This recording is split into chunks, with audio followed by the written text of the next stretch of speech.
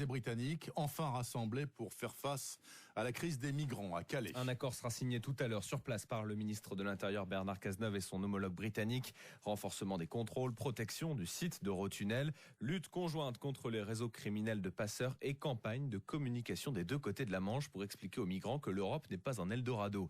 La maire de Calais réclame plus de 50 millions d'euros d'aide. Londres devrait débloquer 20 millions. Quoi qu'il en soit, Franck Hanson, plusieurs milliers de réfugiés campent toujours près du port. Derrière les imposantes grilles, le long de la rocade portuaire, le bidonville des migrants s'organise entre communautés plutôt apaisées, mais des nouveaux arrivants tous les jours, comme Lydia, une jeune érythréenne qui n'a pas trouvé de place au centre d'accueil. Pas de vraie maison, peu d'eau. Pour les femmes aussi, c'est dur. J'adore l'Angleterre. C'est dangereux, on peut se faire attraper par la police, mais je réessaye demain.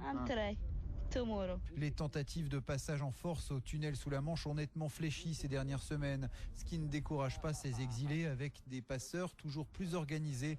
François Guénoc est l'un des responsables associatifs. Il y en a qui essayent par ailleurs. On nous parle de Zeebrugge, on nous parle d'autres ports. Plus c'est difficile de passer, plus c'est le travail est lucratif pour les passeurs. Là où avec 500 ou 600 euros, vous trouviez quelqu'un qui est allé vous trouver le bon camion, vous l'ouvrir. Aujourd'hui, c'est 800 ou 900 euros. Même si des renforts sont arrivés du côté des forces de l'ordre, le contexte reste tendu, selon Arnaud Boutelier du syndicat policier Alliance. La tension est toujours palpable. Les collègues, ils sont sans cesse en train de repousser l'afflux de migrants. Ils essaient de trouver d'autres échappatoires pour essayer d'y accéder le plus rapidement possible. Et dans le campement, les migrants blessés, rescapés de ces traversées ratées, sont toujours plus nombreux. Franck Hanson à Calais pour RTL. Et après cette visite à Calais, le ministre de l'Intérieur Bernard Cazeneuve rencontrera son homologue allemand à Berlin, où un seul chiffre fait la une ce matin. 800 000 demandeurs d'asile cette année outre-Rhin. Nouvelle estimation des autorités, c'est un record. Cela correspond à la population de la ville de Marseille.